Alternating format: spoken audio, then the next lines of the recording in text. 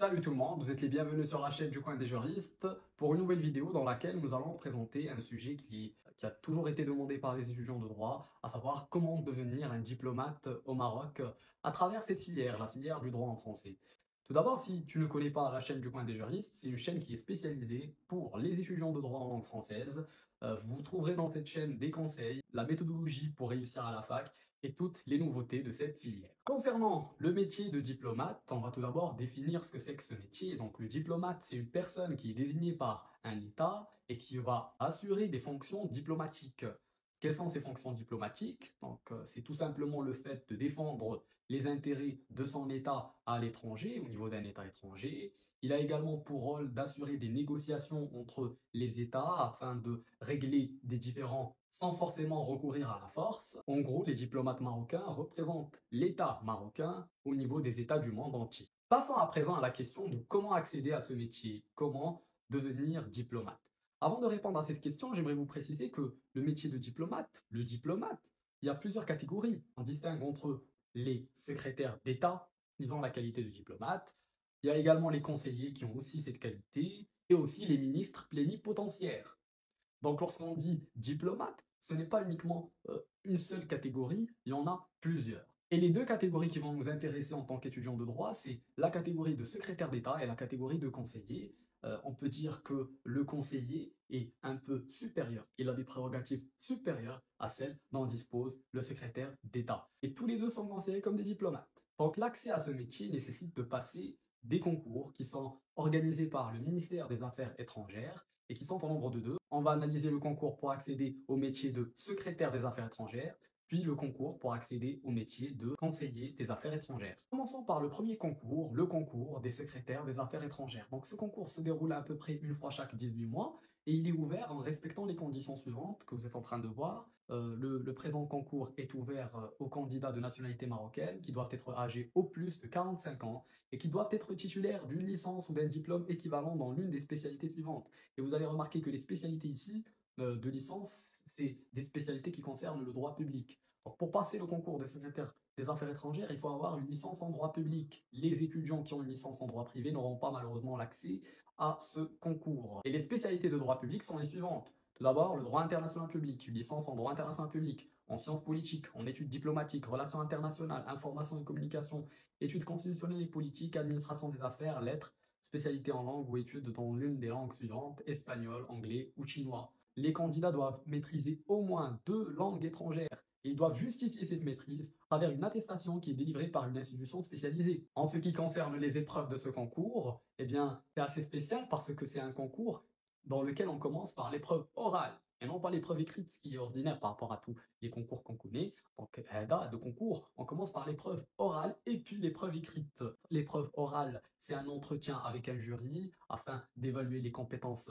rédactionnelles, linguistiques et communicationnelles du candidat. On vous demande d'écrire autour d'un sujet et on vous pose des questions concernant ce sujet. Et également, ici, il y a des candidats qui passent un concours de psychose. On leur pose des questions pour évaluer leur état psychologique. Puis, pour les étudiants qui ont réussi l'épreuve orale, ils auront l'accès à une épreuve écrite qui consiste dans la rédaction d'un sujet portant sur des questions nationales ou internationales en arabe, en français, en anglais ou en espagnol, selon le choix du candidat. Aussi, il faut préciser qu'il y avait 40 places disponibles lors du dernier concours des secrétaires des affaires étrangères. Dans ce cadre, j'aimerais vous faire une remarque qui est très importante. Il est très rare de voir un étudiant qui est titulaire d'une licence uniquement réussir ce concours des secrétaires des affaires étrangères, malgré le fait que l'accès nécessite que la licence. Pour avoir des chances à réussir ce concours, au niveau de la pratique, il faut avoir minimum un master. Pour avoir plus de chances, préférablement avoir un diplôme, un autre master ou un diplôme de doctorat à l'étranger. Ça va favoriser vos chances. Comme il y a d'autres moyens que vous pouvez utiliser pour accroître votre chance qu'on va réserver à la fin de la vidéo. Pour ce qui est du deuxième concours, le concours pour accéder au poste de conseiller des affaires étrangères, qui est un poste supérieur à celui des secrétaires d'État. Donc ici, la tâche est beaucoup plus complexe. Il faut avoir un master pour accéder à ce concours. Ce n'est pas une épreuve facile. Généralement, les conseillers des affaires étrangères, c'est des personnes qui ont déjà eu une fonction de secrétaire d'État et à travers l'évolution de leur carrière, ils ont été gradés à des conseillers. C'est vraiment très rare de voir des étudiants de droit avec un parcours ordinaire, accéder directement au poste de conseiller des affaires étrangères. Généralement, les étudiants, ils doivent tout d'abord passer par le grade de secrétaire d'État et puis, après l'évolution de leur carrière, atteindre le stade de conseiller des affaires étrangères. Donc, comme c'est prévu ici, le concours est ouvert aux candidats de nationalité marocaine. Bien évidemment, il faut avoir la nationalité marocaine, qui sont âgés au plus maximum de 45 ans et qui sont titulaires d'un master. Donc ça montre que ce concours, il faut avoir minimum un master pour y accéder, ou un diplôme équivalent dans l'une des spécialités suivantes: le droit international public, les études internationales, les relations internationales, les études diplomatiques, les études géopolitiques, le droit des traités, le droit de la mer, le droit de l'homme et le droit international humanitaire. Cependant, les étudiants qui ont eu une licence en droit privé et qui ont par la suite obtenu un master en droit public peuvent avoir accès à ce concours, malgré le fait que ça reste un peu compliqué. Concernant les épreuves, c'est un peu similaire à l'épreuve du poste de secrétaire des affaires étrangères. On commence aussi par une épreuve orale, puis une épreuve écrite, de la même manière que le concours des secrétaires des affaires étrangères. Concernant l'évolution de la carrière du diplomate, ce qu'il faut savoir en fait, c'est qu'il y a des grades au niveau de chaque catégorie. Pour les secrétaires des affaires étrangères, il y a 2 grades. Le 3e grade des secrétaires des affaires étrangères et le 2e grade des secrétaires des affaires étrangères. Pour les conseillers aussi, il y a 2 grades et les représentants de ces 2 grades sont les suivants. C'est le cas du 1er grade des secrétaires des affaires étrangères qui a la qualité de conseiller, et c'est aussi le grade de conseiller des affaires étrangères tout court. Ainsi, on pourra imaginer qu'un étudiant de droit, après avoir réussi le concours des secrétaires des affaires étrangères, pourra passer du 3e grade des secrétaires des affaires étrangères au 2e, puis au 1er grade des secrétaires des affaires étrangères. Là, il aura la qualité de conseiller. Et la promotion d'un grade à un grade supérieur se fait sur la base de l'aptitude professionnelle, sur la base des compétences, sur la base aussi de l'ancienneté. Ensuite, il y a la catégorie supérieure des diplomates qu'on appelle les ministres plénipotentiaires, dans laquelle il n'y a qu'un seul grade, qui est le grade de ministre plénipotentiaire. Et pour accéder à ce grade, il faut bien évidemment avoir passé plusieurs années en tant que conseiller des affaires étrangères. Aussi, dans l'optique de l'évolution de la carrière du diplomate, tous les diplomates qui ont le grade de conseiller peuvent être désignés comme des consuls ou bien des consuls généraux au fur et à mesure des années de leur exercice. Comme il se peut que ceux qui ont le grade de ministre plénipotentiaire peuvent être désignés comme des ambassadeurs par Sa Majesté le Roi ou bien même des ambassadeurs conseillers diplomatiques. Pour vous simplifier un peu les choses, le consul, il représente le Maroc au niveau d'une ville, par exemple, alors que l'ambassadeur représente l'État marocain au niveau d'intégralité du territoire de l'État étranger. Enfin, quels sont les conseils pour réussir ce concours? Eh bien, le premier conseil, c'est la maîtrise des langues étrangères.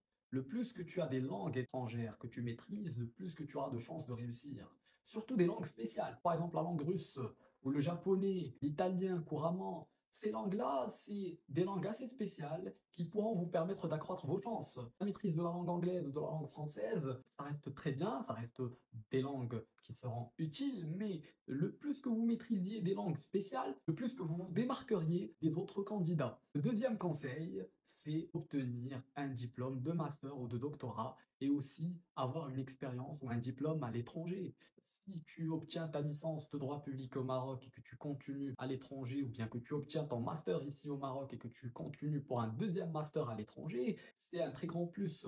Vous pouvez continuer au Canada, en France ou ailleurs, tu pourras être considéré par les membres du jury comme un profil qui sera apte à bien assurer ses fonctions diplomatiques. Troisième conseil, travaillez vos compétences oratoires, votre présence, comment s'exprimer devant les membres du jury. L'épreuve orale, c'est l'épreuve cruciale.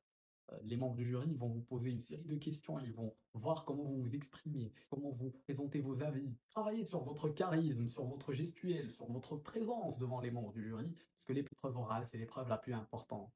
Quatrième conseil, évitez de montrer au jury que vous avez des positions qui sont assez strictes ou des positions qui sont assez extrémistes. Le diplomate, il doit savoir comment manier les mots, il doit savoir comment être d'accord sans forcément être d'accord, il doit savoir comment cacher ses propres convictions, cacher ses propres intentions et être impartial, neutre, et savoir à travers son discours et son langage convaincre son interlocuteur sans se montrer extrémiste dans telle position ou autre position. Si on vous pose des questions par rapport à la religion, si on vous pose des questions par rapport à des choses de la politique, des choses dans lesquelles vous pouvez avoir des positions assez strictes, il faut savoir comment ne pas montrer un extrémisme devant les membres du jury. Et à la fin, une fois que vous allez réussir le concours, eh bien, vous allez travailler généralement dans des pays d'Afrique, des pays d'Europe, donc dans n'importe quel pays dans le monde, et vous allez pratiquer votre métier de tous les jours au niveau des consulats de ces pays. Donc j'espère que cette vidéo était utile pour vous et je vous souhaite un très grand courage. Je suis impatient de voir nos futurs diplomates d'ici les années qui viennent et comme toujours, on va valider, on va réussir, on y croit. N'hésite pas à t'abonner sur la chaîne du Coin des juristes pour plusieurs nouvelles vidéos.